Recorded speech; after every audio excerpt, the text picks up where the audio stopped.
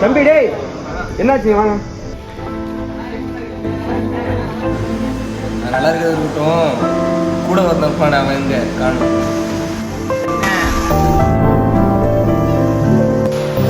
என்னாச்சு? ஏன் அவன் என்ன தப்பா அவன் தலைப்பு?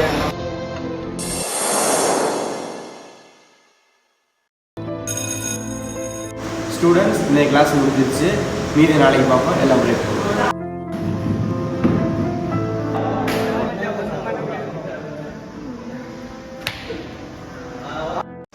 மச்சான் உனக்கு தெரியுமாடா, நான் பொண்ணை பார்த்துருக்கேன். சூப்பராக அந்த பொண்ணு 11th படிக்கிறாங்க. மச்சான் சூப்பரா, பொண்ணு ஃபோட்டோ இருக்கா?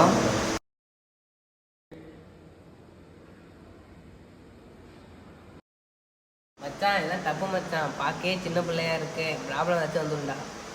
மச்சான் அவன் கிடக்குறான் மச்சான், நீ ஆக வேண்டியதை பாரு மச்சான். மச்சான் ஏதோ பண்ற, எனக்கு எதுவும் சரியில்லாத மாதிரி தெரியுது. நீ வாங்க என்ன கிளாஸ் போகலாம். மச்சான் அந்த புள்ளியோட ஃபோட்டோ இன்னொரு ஃபோட்டோ வாங்கியிருக்கேன், பார்க்கலையா? அது வேற மாதிரி இருக்கும். மச்சான் நான் தான் அன்னைக்கே சொன்னேன், இது சரியில்லாத மாதிரி தெரியுது. வச்சு பிரச்சனை வந்தால் நீங்களே பார்த்துங்கடா.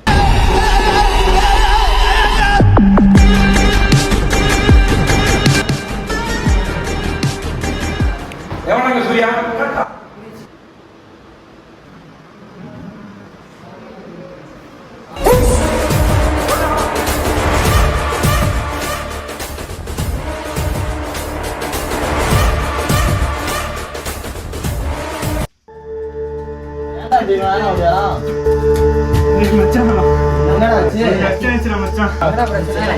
பொண்ணு மெசேஜ் பண்ணிட்டாங்கல்ல, அந்த பொண்ணை நான் கூப்பிட்டேன்டா வெளியே. அது வரமாட்டேன்னு இருந்துச்சுடா. அவங்க அப்பா அம்மா சொல்லிச்சுடா, இப்போ பிரச்சனை ஆயிடுச்சு, போலீஸ் கேஸ் ஆயிடுச்சு. அதுதான் அவன் அப்பயே சொன்னான்ல, கேட்டியாடா? நல்லா பண்றது. இன்ஸ்டாகிராம் மூலம் பழகி சிறுமியை ஏமாற்றி அவர் போக்சோவில் கைது செய்யப்பட்டார். 14 வயது சிறுமி ஒருவர் தனது பாட்டி வீட்டில் தங்கி வகுப்பு படித்து வருகிறார். இந்த சூழலில் அவருடன் இன்ஸ்டாகிராமில் இளைஞர் அறிமுகமாகியுள்ளார். பிறகு இன்ஸ்டாகிராமில் பேசி வந்த அவர் சிறுமியிடம் செல்லலாம் என ஏமாற்றி தெரிய வருகிறது. இதுகுறித்து சிறுமியின் பாட்டி அளித்த புகாரின் பெயரில் காவல் நிலைய போலீசார் அவரை போக்சோ வழக்கில் கைது செய்தனர்.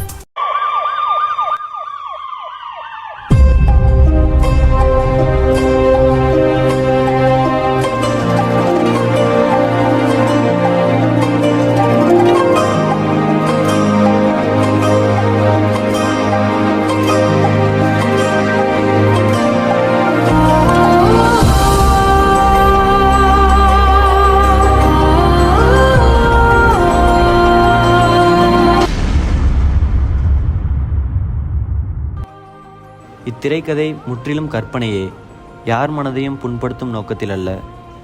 மேலும் பெண்களின் பாதுகாப்பு என்ற இந்த கதையில் உள்ள கதாநாயகனின் நிலை அடுத்து வரும் எனது சகோதரர்களுக்கு ஒரு எச்சரிக்கையாகவும் முன் உதாரணமாகவும் இந்த கதை சமர்ப்பிக்கப்படுகிறது.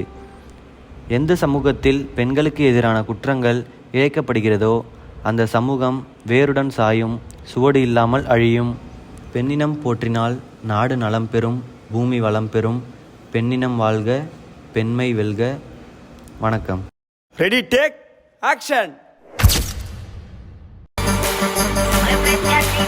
Bang,